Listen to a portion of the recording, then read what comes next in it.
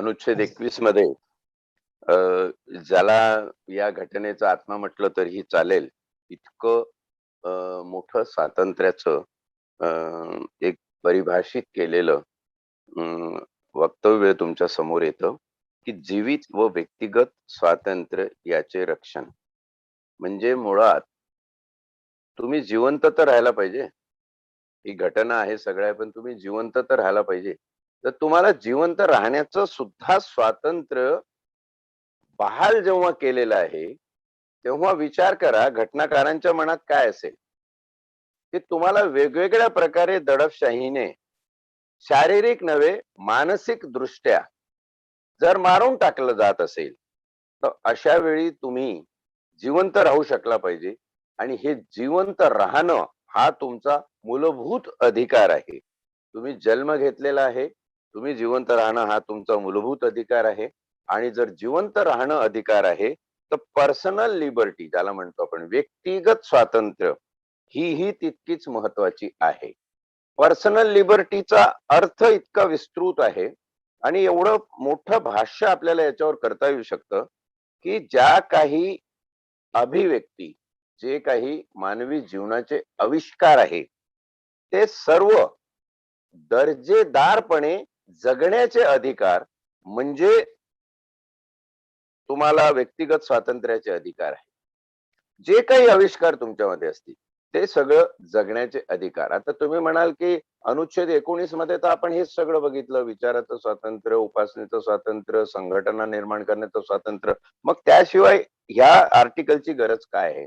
या आर्टिकलची गरज अशी आहे, की 19व आर्टिकल, 20व आर्टिकल हे कुठंतरी एका शब्दाची परिभाषा करते आणि ती परिभाषा कुठंतरी मर्यादित होऊ शकते, मर्यादित राहू शकते. राज्य आपल्या स्वतःच्या आकलनाप्रमाणे त्या मर्यादेचा अर्थ निश्चित करू शकतो. परंतु आर्टिकल 21 मध्ये ही मर्यादा अमर्याद कशी करावी याच्यासाठी या आर्टिकलची पेरणी घटनेमध्ये झालेली आहे. ही कुठलीही गोष्ट घ्या, जेव्हा आपण या आर्टिकल वरच्या विविध केसेस बघू, तेव्हा आपल्या लक्षात येईल की तुमची पर्सनल लिबर्टी ची मर्यादा काय काय आहे, काय काय असू शकते.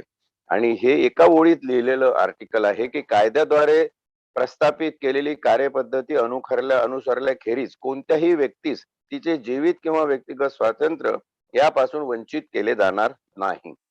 म्हणजे तुमचं स्वातंत्र्य जर हिरावून घेतलं जात असेल, काही दिवस तुम्हाला लॉकअप मध्ये ठेवलं जात असेल, कुठे डिटेन्शन मध्ये ठेवलं जात असेल, कुठे दाबून ठेवलं जात असेल, तर ती कायद्याच्या अनुरोधाने झालेली कृती असली पाहिजे.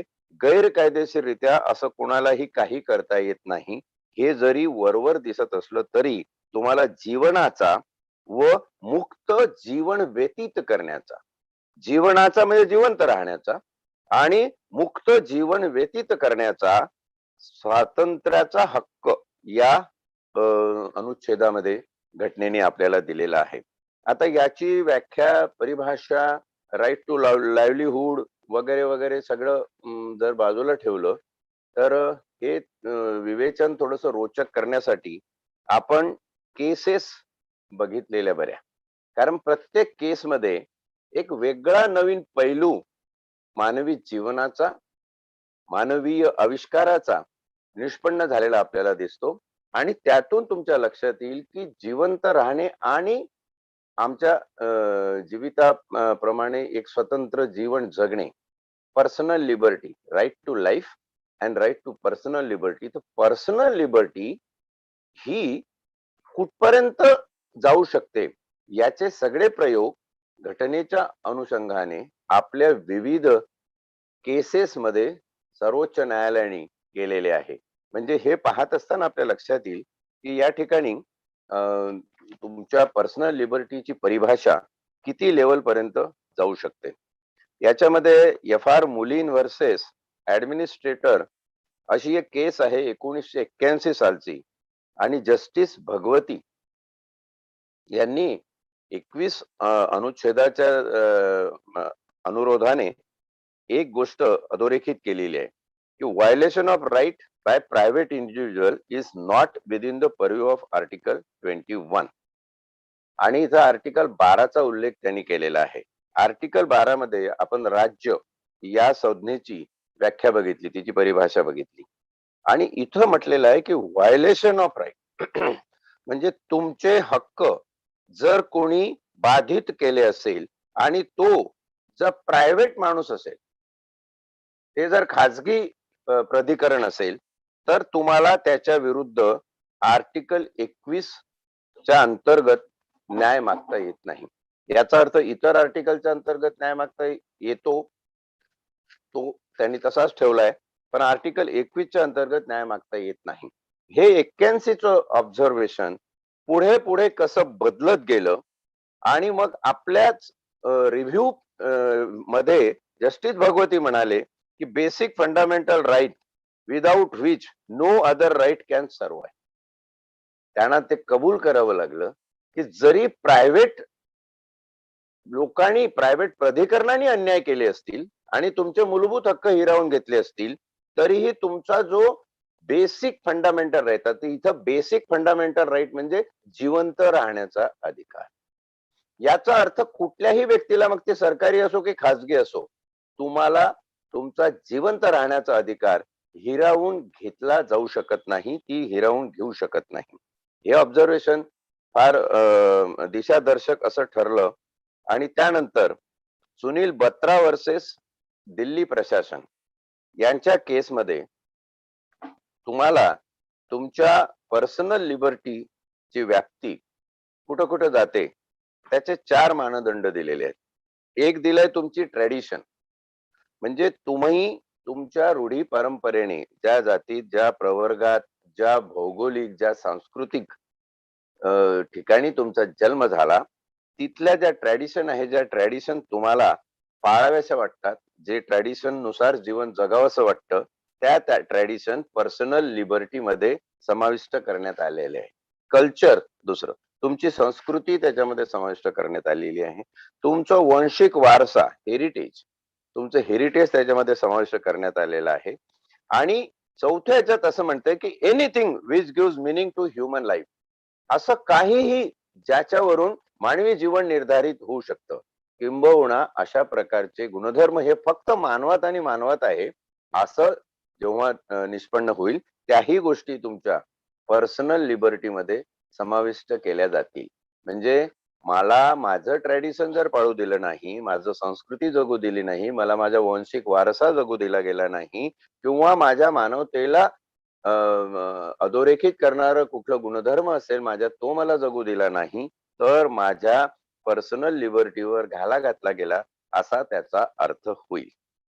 खरक सिंग वर्सेस स्टेट ऑफ यूपीच्या केसमध्ये ते एक फार विचित्र अशी बाब समोर आली की एका पेशंटचं ऑपरेशन होतं आणि त्याला न सांगता त्याचा एक पाय कापून टाकावा लागला, कारण गँग्रीन झालं होतं. तो जर पाय कापला नसता तर त्याला मृत्यू झाला असता त्याचा, तर पाय कापून टाकण्यात आला.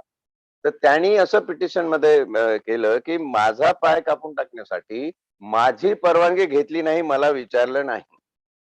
तर ते म्हणाले की अरे हे तुझ्या शरीराचं अंग आहे, ते निकामी झालं होतं आणि ते काढल्याशिवाय तू जगू शकला नसता. मग आता इथं प्रश्न असा आला की ते शरीराचं अंग आवश्यक होतं की तुझं जिवंत राहणं आवश्यक होतं? पहिला प्रश्न असा आला की नाही, माझं जिवंत राहणं आवश्यक होतं. मग शरीराचं अंग गेल्याने काय नुकसान झालेलं आहे? आपण दुसरा पाय बसवू शकतो, दुसरं काहीतरी रिप्लेसमेंट घेऊ शकतो, तुम्हाला कॉम्पेन्सेशन देतो त्याच्यामध्ये. तर या केसमध्ये त्यांनी सांगितलंय की मला कितीही कॉम्पेन्सेशन दिलं आणि काहीही तुम्ही नुकसान भरपाई माझी केली, कुठलाही दुसरा पाय जयपूर याचा आणून लावला, तरीही मी जी प्रार्थना करायचो आणि माझ्या अंगातली पेशी न पेशी ही परमेश्वराचं नाव घ्यायची, त्याच्यातल्या हजारो पेशी तुम्ही माझा पाय कापून कमी केलेले आहे. आणि कोर्ट म्हणालं की बरोबर आहे, हा जर तुझा प्रार्थना करण्याचा ट्रेडिशनल भाग आहे, जो तुझ्या मानव असण्याला एक अर्थ देतो, म्हणून तोही विचारात घेण्यात गेला आणि या केसमध्ये हायेस्ट कॉम्पेन्सेशन काय असेल ते त्याला द्या, अशा प्रकारचा प्रघात. म्हणजे एक वेगळं डायमेन्शन आहे. हे कसं कायद्याच्या केसेसचा अभ्यास करत असताना आपल्याला काही काही असे विचित्र गोष्टी समोर येतात, पण त्याचंही मर्म जाणून घेतलं पाहिजे. म्हणजे न्यायालय इथे या लेवल पर्यंत गेलं की प्रार्थनेचा अधिकार आणि तुझ्या शरीरातल्या प्रत्येक पेशीनी परमेश्वराची भक्ती करावी याचा अधिकार सुद्धा तुझ्या पर्सनल लिबर्टीमध्ये समाविष्ट झालेला आहे. त्यानंतर आपल्याला माहित आहे की जेंडर इक्वॅलिटीची विशाखा वर्षे राजस्थानची केस आहे. त्याच्यामध्ये सेक्सुअल एक्सप्लॉयटेशन हे वर्क प्लेसला किंवा कुठल्याही ठिकाणी हे बाधा ठरलेली आहे तुमच्या पर्सनल लिबर्टीला. आणि या केसमध्ये एक महत्वाचं महिलांच्या दृष्टीने ऑब्झर्वेशन न्यायालयाने दिलेलं आहे. आर्टिकल 21च्या अनुषंगाने ते असं आहे की rape is a crime against person, society, dignity आणि वुमेन्स. म्हणजे जबरी संभोगासारखा जो गुन्हा आहे तो फक्त स्त्रीच्या शरीरावर गुन्हा होत नाही, तो तिच्या आत्म्यावर गुन्हा होतो, समाजावर केलेला गुन्हा होतो, तिच्या मानवी दर्जावर गुन्हा होतो आणि तिच्या स्त्रीत्वाच्या दर्जावर गुन्हा होतो. म्हणजे स्त्रीला दोन प्रकारची अस्तित्वाची कास तुम्हाला या ठिकाणी दिसते की ती मनुष्य आहे, त्याच प्रकारे ती स्त्री आहे. म्हणजे स्त्रीत्वाचा दर्जा आणि मानवतेचा दर्जा ह्या दोन्ही त्याच्यामध्ये समाविष्ट केलेल्या आहेत. म्हणजे 354चा वगैरे कलम आपण आयपीसीचं बघितलं तर तुमच्या लक्षात असं येईल की विनयभंग, विनयभंगाची जी व्याख्या एक्सटेंड केली गेलेली या केसमध्ये ती बघण्यासारखी आहे की अशी कुठलीही कृती म्हणजे शब्दांनी बोला, शब्दांनी बोलू नका, डोळ्यांनी इशारे करून असं काहीतरी तुम्ही केलं ज्याच्यावरून स्त्रीला तिच्या स्त्रीत्वाबद्दल लज्जा उत्पन्न होईल, ती अपमानित होईल, तिच्यावर गुन्हा घडेल, हे शब्द न वापरता स्त्रीत्वाला लज्जा उत्पन्न होईल. आता एखादी स्त्री म्हणेल की हे तर माझं रोजचं आहे, असं अर्धवट कपडे घालून आणि असं काय लोक बघितले वगैरे तर मला काही त्याच्यात लज्जा उत्पन्न होत नाही. पण जर एखादी स्त्री म्हणाली की हो, याने माझ्याकडे असा दृष्टिक्षेप टाकला की त्या दृष्टिक्षेपाने मला माझ्या स्त्रीत्वाला लज्जा उत्पन्न झाली, केवळ मी स्त्री आहे म्हणून मला लाजल्यासारखं वाटलं, तर तो गुन्हा होतो. म्हणजे मानवतेचा दर्जा एका बाजूला आणि स्त्रीत्वाचा दर्जा एका बाजूला, याच्यामध्ये तुम्ही बघा कायद्याने कशी छान मांडणी याची केलेली आहे की काही तुम्ही बोललात नाही तिला, काही शिवी वगैरे दिली नाही, काय नाही, म्हणजे तिचं मानवी अस्तित्व आहे ते तसंच, पण स्त्रीत्वाचं जे अस्तित्व आहे हे ऍडिशनल तिच्या पर्सनल लिबर्टीमध्ये, राईट टू लाईफ मध्ये समाविष्ट करण्यात आलेलं आहे. हे या ठिकाणी बघितलं पाहिजे. आणि सगळ्यात फेमस केस किरण बेदीची आहे. Kiran Bedi versus inquiry committee.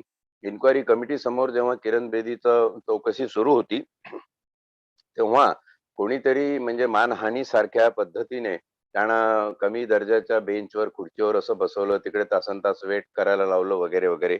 तर त्यांनी त्यांच्या पर्सनल लिबर्टीमध्ये जे पिटिशन दाखल केलं त्याच्यामध्ये कोर्टाच्या लक्षात हे आलं की राईट टू रेप्युटेशन, म्हणजे एखाद्याचं समाजामध्ये एक रेप्युटेशन आहे, तो सुद्धा एक अधिकार, त्याला मूलभूत अधिकार प्राप्त करून देतं. आणि त्याच्या रेप्युटेशनच्या विरुद्ध जर तुम्ही वागला, एखाद्याला एकदम हाडतूड उच्च पदस्थ कोणी असेल किंवा मानविक माणूस असेल, त्याला तुम्ही हाडतूड करणारी वागणूक जर दिली तर ती वागणूक सुद्धा पर्सनल लिबर्टीमध्ये त्याचा मूलभूत अधिकार म्हणून कव्हर होते. हे बघा या ठिकाणी लक्ष देण्यासारखं आहे की तुम्ही जेव्हा एखादे नामांकित व्यक्ती होता आणि तुम्हाला एक दर्जा, एक स्टँडर्ड, एक वलय तुमच्या भोवती लोकांचं म्हणा, तुमच्या चाहत्यांचं म्हणा निर्माण होतं, त्यातून जे उत्पन्न होतं त्याला आम्ही रेप्युटेशन म्हणतो. म्हणजे ती आमची मिळकत आहे, ते मी मिळवलं. एखादा प्राध्यापक कॉलेजमध्ये, एखादा प्रिन्सिपल असेल, त्याने आयुष्यभर पोरांचं शिक्षण घेऊन तो मान, तो सन्मान, ते रेप्युटेशन मिळवलेलं असतं. आणि अशा प्रिन्सिपलला किंवा अशा प्राध्यापकाला जर मानहानी पूर्वक वागणूक एखाद्या ठिकाणी मिळाली तर तोही त्याच्या पर्सनल लिबर्टीचा इन्सल्ट आहे आणि म्हणून ती चॅलेंजेबल आहे. या किरण बेदीच्या केसनी सगळ्या देशासमोर ही बाब आणलेली आहे. एखादा मान्यता प्राप्त व्यक्ती मुद्दामून जर त्याचा औचित्य भंग करून कोणी अपमानित करत असेल तर त्या ठिकाणी तुम्हाला हा अधिकार वापरता येतो की माझ्या पर्सनल लिबर्टीमध्ये माझं रेप्युटेशन सुद्धा सामील आहे. आपण पुढे जाऊया. या केसेस थोड्याशा रोचक आहे. म्हणजे 21वा आर्टिकल समजून घेत असताना आपण या केसेस बघितल्या की 21वा आर्टिकल आपल्या लक्षात येईल. गोपालनची केस आहे ज्याच्यामध्ये खऱ्या अर्थाने पहिल्यांदा 1978 साली पर्सनल लिबर्टी या शब्दाची व्याख्या दिलेली आहे. आणि ती व्याख्या अमर्याद अशी तुमच्या अभिव्यक्तीची जे जे काही मानवीय आविष्कार असतील ते सगळे आविष्कार पर्सनल लिबर्टी मध्ये समाविष्ट होतील, असं गोपालन केसनी पर्सनल लिबर्टीची व्याख्या दिली. आज कुठल्याही न्यायालयासमोर खटला आला तर गोपालनच्या केसमध्ये पर्सनल लिबर्टीची जी व्याख्या दिलेली आहे तिला प्रमाण समजून न्यायदानाचं काम केलं जातं. त्यानंतर अतिशय फेमस केस आहे ज्याला पेवमेंट ड्वेलर्स केस म्हणतात. फुटपाथ वरती राहणाऱ्यांचा हक्क आणि त्याच्या विरुद्धची झालेली केस. ओल्गा टेलिस केसही याला म्हणतात. ओल्गा टेलिस नावाची एक समाजसेविका या केसची करती धरती होती आणि या केसमध्ये दोन महत्वाच्या गोष्टी अधोरेखित केल्या न्यायालयाने की राईट टू लाईव्हलीहूड, जीवन जगण्याचा अधिकार. जर जिवंत राहणे हा अनुच्छेद 21 मध्ये अधिकार आहे तर त्याला माणसासारखं जीवन जगण्याचा सुद्धा अधिकार असला पाहिजे. म्हणजे एखादा माणूस जर त्याला राहायला जागा नसेल आणि फुटपाथवर तो झोपडी बांधून राहत असेल तर शासनाने राज्यांनी त्याचं नियमन करून तो कसा व्यवस्थित राहू शकेल याचा विचार केला पाहिजे. आणि म्हणून तुम्हाला लक्षात येतं की झोपडपट्टी पुनर्वसन विकास आराखडा वगैरे वगैरे हे जे सगळे प्राधिकरण निर्माण झालेले आहे ते याच्यातून निर्माण झालेले, या एका केस मधून निर्माण झालेले आहे की झोपडीत राहणारा आणि त्याला दुसरी कुठं पर्यायी जागा नाही त्याच्या राहण्याची व्यवस्था हे राज्य शासन जबाबदार आहे. म्हणून त्याला फुटपाथवरती का असेना पण जिवंत राहण्याचा, फुटपाथवरती राहण्याचा अधिकार आहे. आता त्याला तिथून विस्थापित करायचं असेल तर फुटपाथ तुम्हाला पादचाऱ्यांसाठी वापरायचा असेल तर तुम्ही त्या माणसाची कुठेतरी व्यवस्था केलेली पाहिजे. किंबहुना तो का या परिस्थितीत आला त्याचा विचार होऊन त्याचा जगण्याचा हक्क त्याला प्रदान केला पाहिजे. तर तुम्ही त्याला तिथून विस्थापित करा, असा एक प्रघात या केसने टाकून दिला. आणि दुसरं फार महत्वाचं एक ऑब्झर्वेशन या केसमध्ये आलं, कर्ज न भरण्यासाठी जेल किंवा कोठडीत राहणे हे जगण्याच्या अधिकाराविरुद्ध आहे. म्हणजे एखादा माणसाने लोन घेतलं आणि त्याला लोन फेडल्या गेलं नाही आणि म्हणून त्याला अनेक दिवस कोठडीमध्ये दाबून ठेवण्यात आलं, असं होणं हे त्याच्या जगण्याच्या अधिकाराच्या विरुद्ध आहे. म्हणजे त्यातून जामीन किंवा मग अटकपूर्व जामीन हे जे सगळे प्रघात आहेत ते प्रघात पुन्हा एकदा अधोरेखित झाले की गुन्हा करणं एक वेगळी बाब आहे, परंतु कर्ज न भरल्यासाठी, कर्जाचे हप्ते त्याला नाही झाले त्याच्यासाठी तुम्ही त्याला जेलमध्ये डाबून ठेवू शकत नाही. हा त्याच्या पर्सनल लिबर्टीचा हक्कभंग आहे. अशा प्रकारचा एक दुसरा प्रघात या केस मधून निर्माण झालेला आहे. त्यानंतर 1976 ची एक केस इथे सांगितली पाहिजे ज्याच्यामध्ये बॉन्डेड लेबर सिस्टीम अबॉल्युशन ऍक्ट निर्माण झाला. बेटबिगार यांची बेटबिगारीतून केवळ सुटका पुरेशी नसून त्यांचे पुनर्वसन राज्याने करणे आवश्यक आहे. बेटबिगार हा कायद्याने गुन्हा आहे, कोणालाही तुम्हाला बेटबिगार ठेवता येत नाही. म्हणून बॉन्डेड लेबर सिस्टम बेटबिगार अबॉल्युशन कायदा 1976 ला आला. या केसच्या अनुषंगाने बंधुआ मजदूर केस म्हणून या केसचा उल्लेख कायद्याच्या पुस्तकांमध्ये तुम्हाला सापडतो. आणि बेटबिगारीतून त्याची सुटका केली, कायदा करून टाकला आम्ही की बेटबिगारांची मुक्तता झाली. त्या शेतकऱ्यांनी जमीनदारांनी आपल्याकडे असलेले 50 बेटबिगार मुक्त करून दिले. अरे पण ते जातील कुठं? त्यांच्या राहण्याची सोय नाही, त्यांना खायला कुठं मिळणार नाही, ते परत त्याच जमीनदाराकडे जातील. म्हणून या केसनी अनुच्छेद 21 च्या अंतर्गत राज्यावरती जबाबदारी दिली की असे बेटबिगार त्यांची सुटका करून पुरेसं नाही तर त्यांचं मानवीय दर्जानुसार पुनर्वसन करणं ही राज्य सरकारची जबाबदारी आहे. हे या खटल्यामधून निष्पन्न झालं. त्याचप्रमाणे वेश्या व्यवसाय करणाऱ्या स्त्रियांची, अल्पवयीन मुलींची केवळ कुंटणखान्यातून सुटका पुरेशी नसून त्यांच्यासाठी त्यांचे दर्जानिहाय पुनर्वसन आवश्यक आहे. जर वेश्या व्यवसायामध्ये एखादी व्यक्ती अल्पवयीन गुंतली असेल किंवा चुकून ट्रॅप झाली असेल, कुणीतरी तिचं शोषण करत असेल तर पोलीस केस वगैरे होऊन त्यांची मुक्तता आपण पेपरमध्ये रकानेच्या रकाने बघतो की वेश्या व्यवसायातून पोलिसांनी 10 अल्पवयीन मुलींची सुटका, तर त्या अल्पवयीन मुलींची सुटका झाली म्हणजे नेमकं काय झालं? तिला कुठे नेलं? तर ही जे आपल्याकडे रेस्क्यू होम, पुनर्वसन केंद्र, स्त्री सुरक्षा घर, बाल सुधार गृह, बाल सुधार केंद्र, ह्या जे सगळ्या बिरुदावली दिसते ना, ती यातून निर्माण झालेली आहे, की एखाद्याची एखाद्या ट्रॅप मधून बेडबेगार असो, वेश्या व्यवसाय असो, तिथून जर सुटका झाली असेल, तर ती सुटका करून त्याचं पुनर्वसन झालं पाहिजे.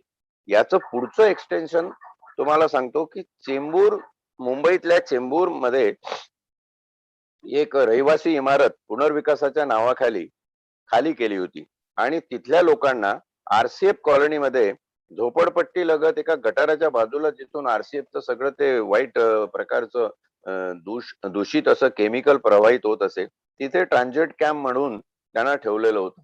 ही केस फार गाजली.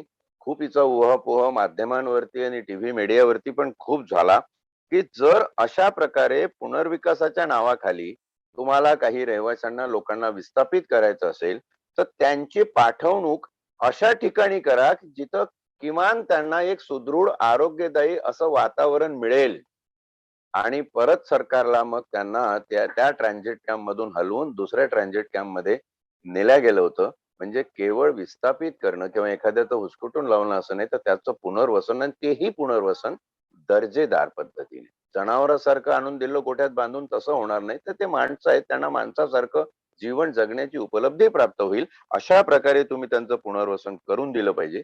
हे आर्टिकल 21 च्या अंतर्गत शासनावर लादलेली जबाबदारी आहे. आता आपण पुढे बघू, की ही कृती जेव्हा शासन प्रशासन करते, तेव्हा कितपत घटना हा जाणून घेतल्या जातात किंवा त्याचे पालन करतात, की विकासाच्या नावाखाली सर्वसाधारण जनतेची फसवणूक आणि शोषण होतं. आता आपण बघतो, की अनेक झोपडपट्टी पुनर्वसन प्रकल्प प्रकल्प आहे. त्याच्यामध्ये जुन्या झोपड्यांच्या नावाखाली एक विकासाच्या नावाखाली जुन्या झोपड्या मोठमोठे टॉवर्स उभे राहिलेले तुम्हाला दिसतात. हा प्रकार चांगल्या चांगल्या शहरांच्या ठिकाणी होता. केवळ मुंबई पुणे असं नाही, तर महाराष्ट्रभर हा प्रकार होतोय आणि तुम्हाला एक हाकाटी इथं दिसते, की जे जे तिथून विस्थापित झालेले आहेत त्यांचं योग्य पुनर्वसन झालेलं नाही. काही बिल्डरांच्या हातामध्ये अशा लोकांना सोपवलं जातं. मग बिल्डरांचे काहीतरी राजकीय लागेबांधे असतात. ते बिल्डर काही दिवस त्यांना रेंट देतात, कुठल्यातरी नवीन जागेमध्ये भाड्याने त्यांना ठेवतात किंवा ठेवत नाही किंवा तिथूनही त्यांना हुसकटवून दिलं जातं.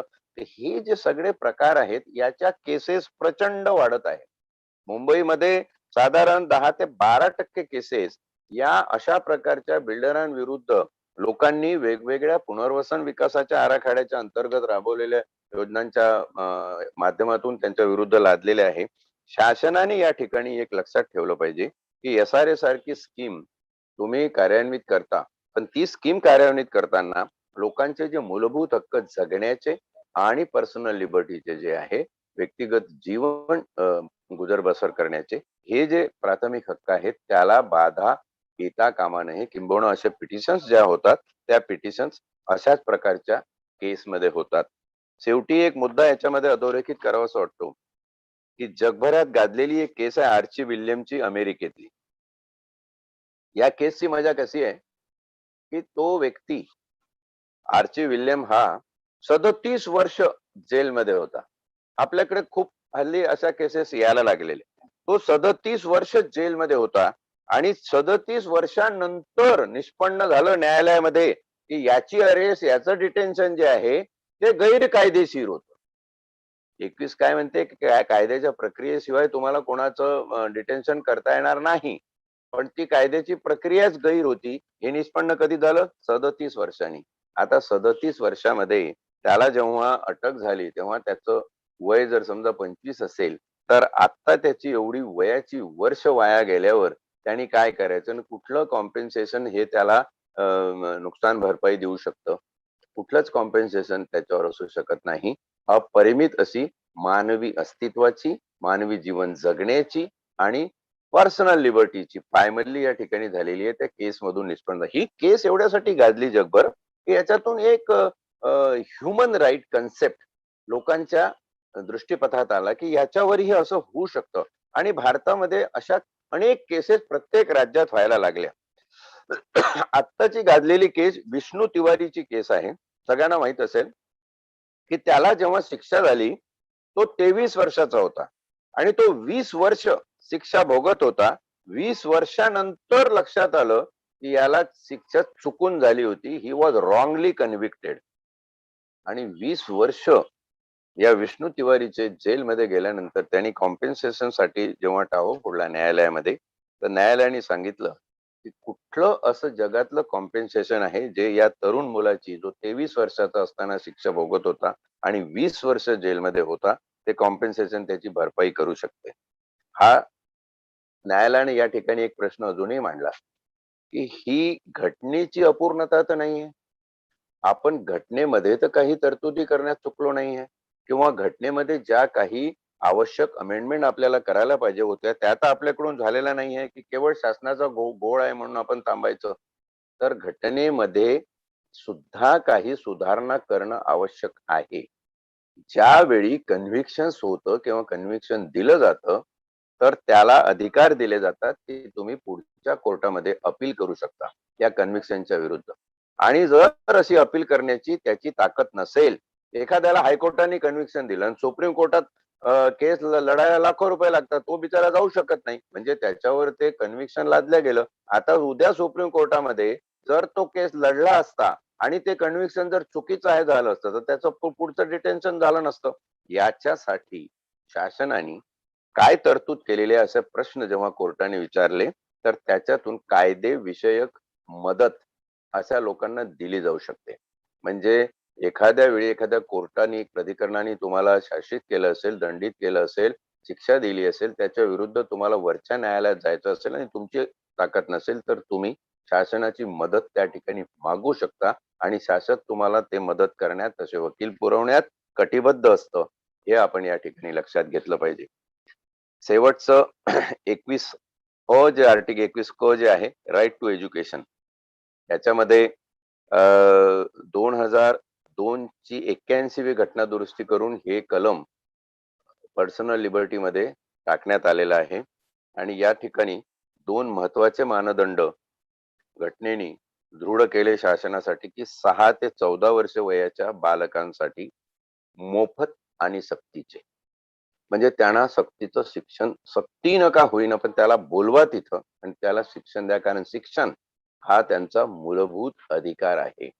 महात्मा फुल्यांनी हंटर कमिशन समोर भारताचं salvation of India lies in education and education only हे वाक्य उद्धृत करून आपल्या भाषणाची सुरुवात बाबासाहेब आंबेडकरांनी घटनापीठासमोर केली आणि शिक्षणाचा अधिकार एक मूलभूत अधिकारामध्ये समाविष्ट करून घेतला. पण त्याला 2002 साल उजाडावं लागलं अशा प्रकारे स्वरूप देण्यासाठी. अशा प्रकारे म्हणजे मोफत आणि सक्तीचं, की हे शिक्षण मोफत असलं पाहिजे आणि ते शिक्षण तितकंच सक्तीचे असलं पाहिजे की नाही, त्याला नाही तो असेल तर तुम्ही त्याच्या घरी जाऊन तिथं एखादी आश्रमशाळा काढा, तिथे जाऊन शिकवा, त्याला शिकवण्याचा प्रकार करा. मला एक केस आठवते, आमच्या मंगरुळ पीर मध्ये पारधी लोकांचे बेडे आहेत. अशा पारध्यांच्या बेड्यांमध्ये जाऊन एक शिक्षक आपल्या याच्याने त्या पोरांना आणून शिकवत असे आणि शासनाने त्याला मदतही केली होती आणि छान असं शिक्षण संकुल उभं केलं आणि तिथे तो घराघरामध्ये जाऊन पोरांना घेऊन यायचा. पोरं यायची, आनंदाने शिकायची. पण त्याच्यावर एक केस झाली त्याच्यामध्ये आमच्या पोराला हा जबरदस्तीने घेऊन जातो म्हणून आई वडिलांनी केस केले. आई वडील जायचे शाळेतून त्या पोराला उचलून घेऊन यायचे, कारण ते 8-9-10 वर्षाचं पोरग कुठेतरी माती विटा दगड उचलायला त्याच्या कामाला मदत करायचे म्हणून. तर हाही प्रकार आहे की जिथं आपण शिक्षण सक्तीचं केलं तर खरंच तशी सक्ती आपल्यावर कोणाला लादता येते का, आणि ती आपण लादली तर ती त्याच्या परिस्थितीला ऍडजस्ट होणार आहे का. ती जर होणार नसेल तर हा घटनेतला जो प्रवाद आहे तो पुस्तकातला पुस्तकातच राहील. योग्य रीतीने त्याला जे शिक्षण मिळायचंय ते शिक्षण मिळणार नाही आणि शिक्षणाच्या मूलभूत अधिकारापासून तो वंचित राहील. म्हणजे शासनाने हेही बघायला पाहिजे की ज्या कुटुंबातला तो मुलगा आहे त्या कुटुंबाचा उदरनिर्वाह, त्यांचं स्टँडर्ड, त्यांचं हे काय चालू आहे, त्यांच्यासाठी रोजगार हमी सारख्या योजना असतील किंवा अनेक ग्रामीण सडक योजनांपासून त्या खूप योजना आहे ज्याच्यामध्ये त्या लोकांचं एक प्रकारे मानवी दर्जाचं पुनर्वसन होईल आणि त्यांची मुलं शिकतील. ही सुद्धा नैतिक जबाबदारी सामाजिक व बालकल्याण विभाग जो आपला आहे, सामाजिक न्याय आणि बाल विकास, त्या मंत्रालयाची असते. आपल्याला ही जाणीव निर्माण होणं महत्वाचं आहे. आपल्यामध्ये ही चेतना निर्माण होणं महत्वाचं आहे, की घटनेत आपल्याला हे अधिकार दिलेले आहे आणि त्या अधिकार बर हुकूम राज्य सरकार कार्यान्वित राहावं असा मानदंड कायदेशीर शिरस्ता घटनेनेच कायम करून दिलेला आहे. आपल्याला फक्त जागृत राहण्याची गरज आहे. प्रॉब्लेम काय येतो, की लोकांचा असा अनुभव येतो, की साहेब कुठं काहीही करा, काही होत नाही हो. "ये रे माझ्या मागल्या शेवटी पळसाला पानं तीनच." अशी परिस्थिती होते. आपण कुठेतरी पाठपुराव्यामध्ये कमी पडतो किंवा आपल्याला घटनेच्या तरतुदीची अपुरी माहिती असते. ती आपल्याला पूर्णत्वाने करून दिली जात नाही आणि म्हणून घटनेची माहिती प्राथमिक रीतीनं होणं, त्यानंतर आपण या घटनेमध्ये जसं-जसं पुढे जाऊ, तर सगळ्या यंत्रणांची माहिती आहे. तहसीलदाराचं ऑफिस, कलेक्टरचं ऑफिस, राज्यपालाचं ऑफिस कसं कार्य करतं, हे सगळं याच्यामध्ये दिलेलं आहे. आणि म्हणून मला हा विश्वास आहे, की जेव्हा घटनेचं पारायण आपलं यशस्वीरित्या होईल आणि लोकांना ते कळेल, तर तुमचे बरेचसे प्रश्न निस्तारून जातील. एक मार्ग दिसेल, काहीतरी या अंधार कोठडीतून बाहेर पडण्यासाठी एक दिवा आहे आपल्यासमोर, असा किरण निर्माण होईल. आणि मला वाटतं तेवढा जरी उद्देश सफल झाला, एक चेतना, जागृती आपल्यामध्ये ज्ञानात्मक रीत्यानं रुजवली गेली, तर हे पारायण सक्सेसफुल झालं, असं मला वाटतं. जो आपला पहिला प्रश्न आहे, तो अगदी रास्त आहे, की पोलिसांच्या कार्यप्रणालीवर शासनाचं दुर्लक्ष होत आहे का? शासनाचं लक्ष आणि दुर्लक्ष याच्यामध्ये थोडासा भेद करून आपण समजून घ्यायला पाहिजे, की पोलीस खातं जे आहे, हे कुठेही भारतामध्ये कुठल्याही राज्यामध्ये स्वायत्त नाही, किंबहुना ते तसं राहिलेलं नाही. हा घटनेप्रमाणे कॉन्करंट लिस्ट संलग्न यादीतला विषय असल्यामुळं राज्याच्या यादीमध्ये याला प्रामुख्याने समाविष्ट करण्यात आलेला आहे. कॉन्करंट लिस्ट मी एवढ्यासाठी सांगितली, की सेंट्रल पोलीस ऑर्गनायझेशन ज्या CRPF, BSF, ITBP, ICFC ह्या ज्या सगळ्या यंत्रणा आहेत, ह्या सेंट्रल गव्हर्नमेंटच्या पोलीस यंत्रणा आहे. आणि पोलीस हा मुख्य करून राज्य सरकारच्या अखत्यारीतला विषय आहे. राज्य सूचीमध्ये याचा उल्लेख आहे. त्याच्यामुळे प्रत्येक राज्याला आपले पोलीस नियंत्रण करण्याचा अधिकार आपसुकच प्राप्त झालेला आहे. त्याच्यामुळं झालं काय, की कुठलंही पोलीस खातं कुठल्याही राज्यातलं हे स्वायत्त नाहीये, ऑटोनॉमस नाहीये. हे पोलीस डिपार्टमेंट होम मिनिस्ट्रीच्या अंडर आहे. आणि होम मिनिस्ट्रीच्या अंडर असल्यामुळं राजकीय शक्तीचा एक दबाव या यंत्रणेवर कायमस्वरूपी असतो. त्याच्यामुळे आपल्याला जिथं दुर्लक्ष वाटतं, ते दुर्लक्ष सुद्धा ते राजकीय शक्तीच्या किंवा सत्ताधाऱ्यांच्या कुठेतरी फायद्याचं असतं. त्याप्रमाणे अ, योजना केलेली असते आणि तुम्हाला असं दिसेल, की ज्या काही पोलीस खात्यामध्ये नियुक्त्या होतात अतिवरिष्ठ पदावर, त्या नियुक्त्या सुद्धा राजकीय दबावाच्याच नियुक्त्या असतात. अनेकदा आता तुम्ही सीबीआयचं पोस्ट बघितली असेल, की 6 महिने ते व्हॅकंट ठेवली होती. नंतर त्यांचे डायरेक्टर भरण्यात आले. हा राजकीय हस्तक्षेप पोलीस खात्यामधला अपरिहार्य आहे. मी अपरिहार्य हा शब्द अशासाठी वापरतो, की काही मोजकी उदाहरणं सांगण्यासारखी आहे, की जी राजकीय शक्तीला आवाज देऊन ही यंत्रणा घटनात्मकरित्या कार्यरत ठेवण्याचे प्रयत्न करत असतात.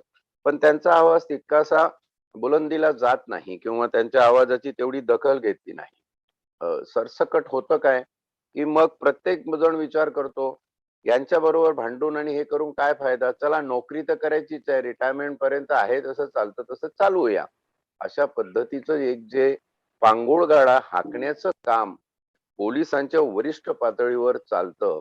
मला वाटतं याच्यामध्ये आजच्या या सगळ्या बहुतांशी प्रश्नांची उत्तरं दडलेली आहेत. पोलीस खात्याला एक प्रशासकीय नेतृत्व लागत असतं आणि ते नेतृत्व एकदा अपहृत झालं, त्याचं अपहरण झालं, त्याला तुम्ही हायजॅक केलं, हे हायजॅक करणारी राजकीय शक्ती असते. तर पोलिसांच्या नेतृत्वहीनतेमुळं, पोलिसांच्या नेतृत्वाच्या अभावामुळं हे सगळे प्रश्न निर्माण झालेले तुमच्या लक्षात येतात.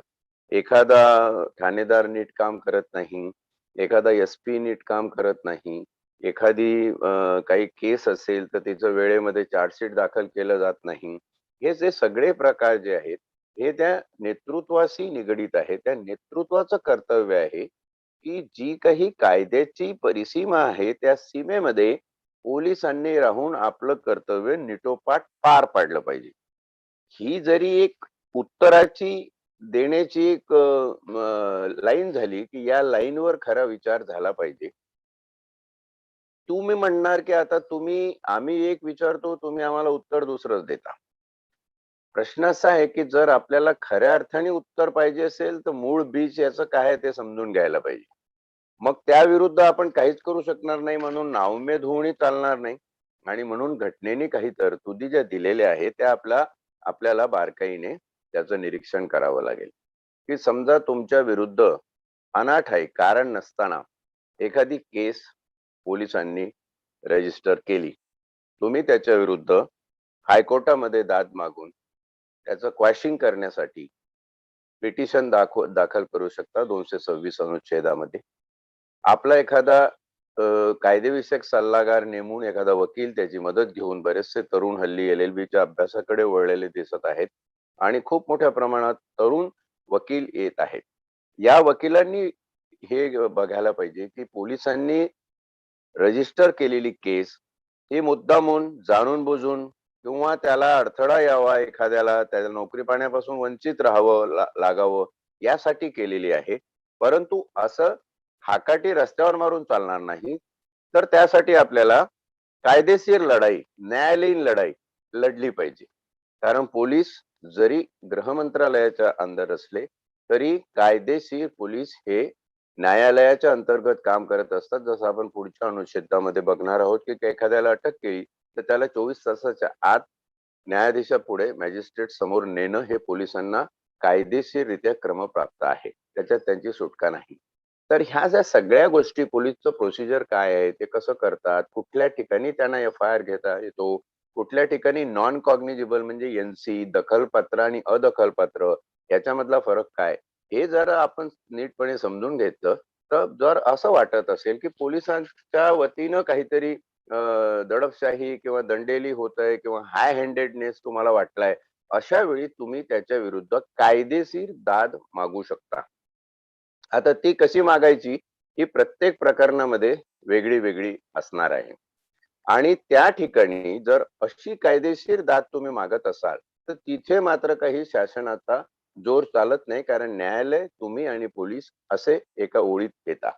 म्हणून अशा प्रकारची जी न्याय मिळवून घेण्याची प्रक्रिया आहे ही सुरू केली पाहिजे, जर आपल्यावर अन्याय होत आहे असं तुम्हाला वाटलं तर.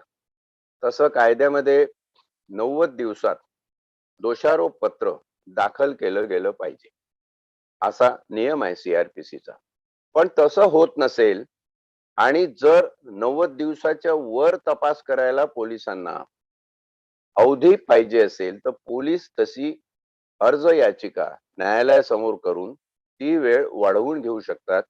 आणि काही गुन्ह्यांच्या बाबतीत जे जटिल कॉम्प्लिकेटेड गुन्हे आहेत त्या बाबतीत ही मर्यादा कितीही लांबवली जाऊ शकते. तरीही या मर्यादेला वारंवार न्यायालय विचारतं की आता याच्या पुढे तुम्हाला कशासाठी वाढवून पाहिजे, अजून काय तपास शिल्लक आहे, मग तुम्ही का दोषारोप पत्र टाकत नाहीये. अशा प्रकारे कायदा असताना आपण हतबल होऊन जाता कामा नये. आपण पोलिसांना एका निहित वेळेमध्ये दोषारोप पत्र पाठवण्यासाठी राजी करू शकतो आणि ते त्यांना कायदेशीरित्या पाठवावं लागतं.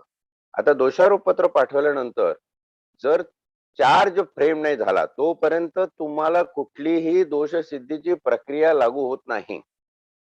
तुम्ही जोपर्यंत न्यायालय चार्ज फ्रेम करत नाही आणि जिथं तुम्हाला असं वाटलं की पोलिसांनी जो चार्जशीट किंवा दोषारोप पत्र न्यायालयात दाखल केलं आहे ते बरोबर नाहीये, तर तुम्ही डिस्चार्ज अप्लिकेशन करून त्या ठिकाणी आपलं म्हणणं मांडून तिथेच तुम्ही दोषमुक्त होऊ शकता, खटला चालण्याच्या पूर्वी. किंवा मग खटला चालला, त्याच्यामध्ये मग पुरावे तपासले गेले, साक्षीदार तपासले गेले आणि त्याच्यामधून काही निष्पन्न झालं नाही तर तिथेही तुम्ही निर्दोष मुक्त होऊ शकता.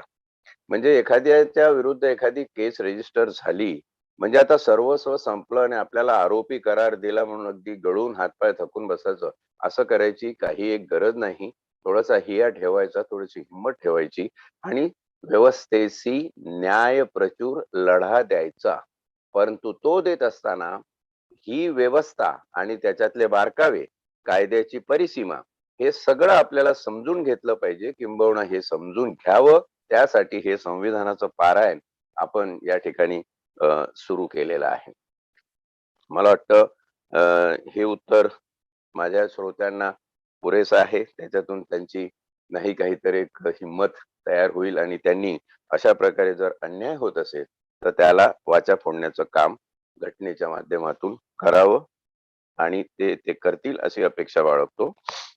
पुढचा जो सर, हा पुढे जाण्यापूर्वी अजून एक मला हे बोलावं असं वाटत असतं की आपल्याकडं प्रवाद असतो की याचा काय उपयोग. तर तसे काही आता सूर उमटायला लागलेले की या पारायणाचा काय उपयोग होणार आहे. व्यवस्था जर अशा पद्धतीनं मॅनेजच चालली असेल तर संविधानाचं पारायण करून काय साध्य होणार आहे असं वाटतं का? हा असे काही हे प्रवाद असू शकतात की आता तुम्ही संविधानाचं पारायण सुरू केलं, संविधान लोकांना समजून सांगायला सुरुवात केली, पण संविधान जरी समजलं तरी एक पॅरलल व्यवस्था या देशामध्ये, या राज्यामध्ये अशी निर्माण झालेली आहे की ती व्यवस्था सर्वतोपरी काही केलं, कुठेही गेला, पोलीस स्टेशनला गेला, सरकार दरबारी गेला, न्यायालयात गेला, तर तुम्हाला न्याय मिळत नाही. आणि मोठी शोकांतिका आहे की सर्वोच्च न्यायालयाचे निवृत्त सरन्यायाधीश जेव्हा म्हणतात की माझ्यावर जर एखादा गुन्हा झाला तर मी चुकूनही न्यायालयात जाणार नाही, कारण न्यायालयामध्ये न्याय मिळत नाही. आता न्यायालयामध्ये न्याय न मिळण्याचे एक प्रमुख कारण ही जी समांतर व्यवस्था निर्माण झालेली आहे, ज्या व्यवस्थेने सगळीकडे छेद देऊन असे भेद निर्माण केलेले आहे की तुम्ही कायदेशीर प्रक्रियेत कितीही काही आपटली तरी तुम्ही त्याच्यामध्ये सक्सेस होऊ शकत नाही, असं जे एक चित्र निर्माण झालेलं आहे, हे चित्र असंच राहावं का? हे चित्र बदलूच नये का? हे चित्र बदलण्याची इच्छा प्रत्येकाच्या मनात आहे, परंतु ते कसं बदलावं याबद्दल लोक आशंकित आहे. त्यांच्या मनामध्ये काही ना काही आशंका आहे आणि चित्र बदलण्याच्या प्रक्रियेतली आशंका जर नाहीशी करायची असेल तर सगळ्यात पहिला काय केलं पाहिजे की काय काय पर्याय आपल्याला उपलब्ध आहे या समांतर व्यवस्थेच्या विरुद्ध, जी एक भांडवलशाही व्यवस्था आपण जसं म्हणालो की डेमोक्रेसी एका बाजूला आणि कॉर्पोरेटोक्रेसी एका बाजूला, तर या समांतर व्यवस्थेला सामना करण्यासाठी आपल्याकडे काय काय पर्याय आहे याचा जेव्हा आपण विचार करू तेव्हा सगळ्यात पहिला विचार असा येईल की प्रावधान काय आहे घटनेतलं ते समजून घेणं महत्वाचं आहे. आणि तेच जर समजलं नाही तर आपल्याला पर्याय सुचणार नाही. आपण संभ्रमावस्थेमध्ये जाऊ, मतिगुंग होऊन पडून राहू, हतबल होऊन जाऊ, डिस्करेजमेंट आपल्याला येईल, वैफल्यग्रस्तता निर्माण होईल. आणि म्हणून ज्ञान कुठल्याही गोष्टीचं असणं अत्यावश्यक आहे. त्यातल्या त्यात ही घटना, भारतीय राज्यघटना जोपर्यंत जिवंत आहे हा एक सर्वात मोठा पर्याय आहे अशा प्रकारच्या पॅरलल यंत्रणेला शह देण्यासाठी.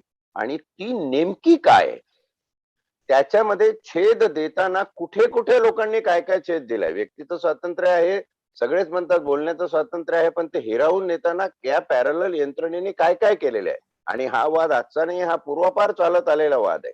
प्रतिगामी पुरोगामी हे चालत आलेले आहे. आज जर काही आशास्थान उरलं असेल आपल्याला काही करण्यासाठी तर ते संविधान आहे. कारण संविधान अजूनही भारतामध्ये जिवंत आहे, त्याला हात लावण्याची कुणाची ताकद नाही, परंतु त्याला आतून गर्भगळीत करण्याचे जे प्रयत्न आहे ते या समांतर यंत्रणेने भरपूर केलेले आहे, रोजच्या रोज होत आहे. आणि हे संविधान कसं फोल ठरेल याचा एक प्रयत्न होतोय. अशा वेळी या देशाला जर काही आशा निर्माण होत असेल तर ती या संविधानातून निर्माण होईल. आणि म्हणून किमान पक्षी संविधानातल्या ज्या काही प्रोव्हिजन्स आहेत, तरतुदी आहेत, त्या जर आपण योग्य रीतीने समजून घेतल्या तर आपण संभ्रमावस्थेत जाणार नाही, आपण वैफल्यग्रस्त होणार नाही. आपल्या डोळ्यासमोर पर्याय निर्माण होतील. अरे याच्यातून आपण हे करू शकतो, याच्यात हे सांगितलेलं, याच्यातून आपल्याला तसं करता येईल. किंबहुना ही जाणीव तरी होईल की घटनेत काय सांगितलेलं चाललं काय, ही जाणीव सुद्धा फार महत्वाची आहे. त्याला मी नेहमी राजकीय सुचिता म्हणत असतो. ती राजकीय सुचिता असणं फार महत्वाचं आहे. घटना जेव्हा निर्माण झाली नव्हती तेव्हा महात्मा गांधींनी या देशामध्ये जर पहिला यशस्वी प्रयोग केला असेल 1914-15 परत आल्यानंतर भारतामध्ये, तर तो त्यांनी एकच केला की या देशातल्या लोकांमध्ये राजकीय जाणीव निर्माण केली की हे राज्यकर्ते ते तिकडचे आहेत, ते मुघलासारखेच आहे किंवा त्याहूनही वाईट आहे आणि तुम्ही राज्यकर्ते का नाही, त्याचा हे लोक फायदा घेतात आहे. तर तुम्ही तुमचं मानवी अस्तित्व जागृत करा, त्या अस्तित्वाची हमी मी देतो तुम्हाला आणि अहिंसेच्या मार्गाने आपण राज्य स्थापन करू शकतो. ही जी राजकीय स्वकीयांचं आपलं स्वतःचं राज्य निर्माण होऊ शकतं, ही जाणीव निर्माण करणारे जे विचार होते ते त्यांनी त्यावेळी दिले आणि ती जी एक सुचिता सगळ्या भारतभर निर्माण झाली, म्हणजे अगदी तिथपासून तर चले जावचं 42च्या आंदोलनापर्यंत जर तुम्ही प्रवास बघितला तर लोक पेटून उठले. कशासाठी पेटून उठली होती? काय अन्याय होत होते का? त्यावेळी शेतकरी आपलं काम करतच होता. शेतकऱ्याला एवढंच माहिती होतं की जो काही आपल्यावर ते राज्य करता असेल, मग तो मोगल असो, ब्रिटिश असो, फ्रेंच असो, इंग्रज असो, काही कोणी असला तरी आपल्याला त्याला शेतसारा द्यायचाच आहे. त्याला त्याचं काम तेवढंच होतं. पण मी राज्य करू शकतो, हा देश माझा आहे, इथे हे परकीय शक्ती येऊन माझ्यावरती हुकुमशाहीचं राज्य लादलेलं आहे.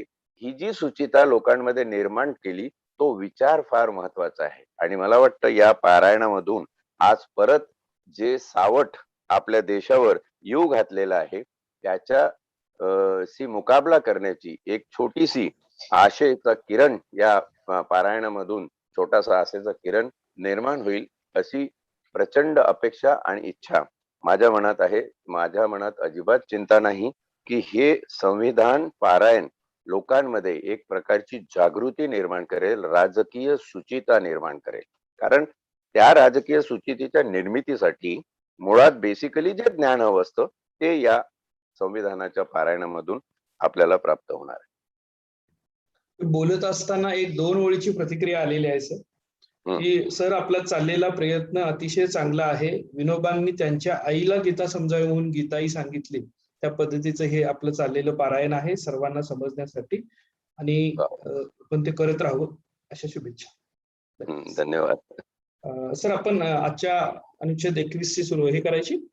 हो, करता येईल. अनुच्छेद 21 वाचा. तर आज भारतीय संविधान भाग 3 मूलभूत हक्क यामधला 21 अनुच्छेद आपण या ठिकाणी वाचतोय. जीवित व व्यक्तिगत स्वातंत्र्य याचे संरक्षण, कायद्याद्वारे प्रस्थापित केलेली कार्यपद्धती अनुसरल्याखेरीज व्यक्तीस तिचे जीवित व व्यक्तिगत स्वातंत्र्य यापासून वंचित केले जाणार नाही.